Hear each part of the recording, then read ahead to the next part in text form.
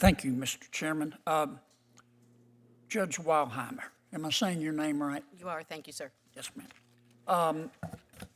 Who is Brian Labus, L-A-B-U-S? Does that name ring a bell? Brian Labus, if I am remembering, Labus. if I am remembering correctly, since I had 2 years in criminal, about 2,000 cases assigned to me, I believe he was the first human trafficker case we had in Montgomery County. Am I remembering that correctly, Senator? Well, he was 25 years old.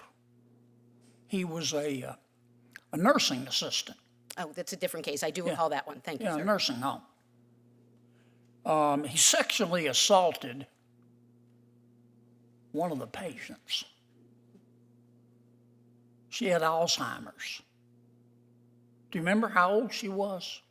I do not remember, but I do know she needed to be in a nursing home and was incapacitated. She was 93 years old. He's 25. He gets her alone. She's got Alzheimer's, and he molests her. This meathead made bail, and because he's like a rock, only dumber, he immediately goes out and drives while smoking dope. He gets arrested. And he came before you for sentencing. Do you remember what sentence you gave him? I do, and my recollection of the facts is slightly different. My recollection is his DUI arrest was after my sentencing, but regardless, you are correct, he had the DUI. This was a negotiated sentence in this case. What sentence did you give him? I do not recall the terms of the negotiation. I do remember it was a negotiated sentence, and I do have... You gave him 11 months and 15 days, didn't you, for assaulting this woman? If that is what your records show, I have no reason to disagree with that. And he grinned, according to the news reports. Grinned at you. You remember that? I do not recall that. I do have recollections of this case, and if I may, Senator, it is a case in which the Commonwealth had... Yes, ma'am, but I don't want you to take all my time telling me about the case, because I've looked at the case. For the DUI, after this meathead assaults a 93-year-old Alzheimer's patient, you gave him 11 months and 15 days. For the DUI case, you gave him 3 days to 6 months. Senator, the DUI was not in front of me. I was out of the criminal division by then, and I believe that went to a judge that took my cases when I was transferred to the civil division. Ms. Perry, tell me the difference between res judicata and collateral estoppel. Collateral estoppel is also known as issue preclusion. Res judicata is also known as claim preclusion. In issue preclusion, the question is whether the parties have previously litigated to their merits and finality the same issue, in which case they would not be allowed to relitigate the issue.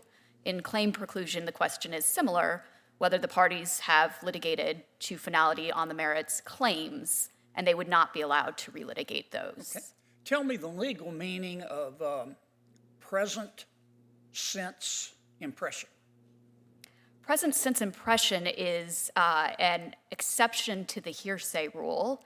And in present sense exception cases, it's the general idea behind the exception is that a person is unlikely to lie if they are simply giving their present recollection of exactly what is occurring as it is occurring. And therefore, those statements are allowed to be used in evidence, even though they are, by definition, hearsay. Very good. Tell me, what is, we all pay taxes on income. I know you do because the FBI checked. They do a thorough background check. And I do too. What is income?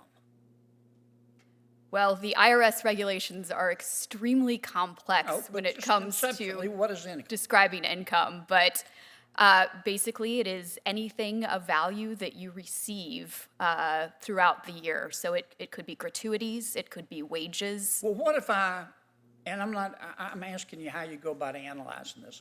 Let's suppose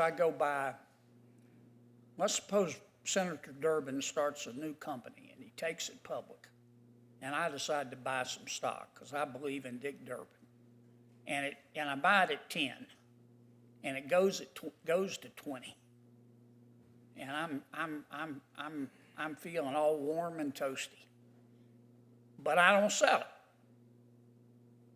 I want to just, because I think it's going to go to 30, because I believe in Senator Durbin. Can government tax me even though I haven't sold it? I am by no means a tax expert, and I would like no one to rely upon this tax advice. My understanding is that would be an unrealized capital gain, and you would be taxed upon it at the time that it is realized. But again, I am not a tax law expert. Why is that? I mean, what's the basis for that? Why am I not a tax law expert? What's the basis for that? I believe the basis for that is that those are somewhat imaginary gains that can rise or fall as the market rises or falls, and so they tax you upon it at the time that you actually realize that interest. Okay. Gentlemen, I'm sorry I'm out of time. I didn't get to ask you questions, but good luck to you. Thank you, Senator.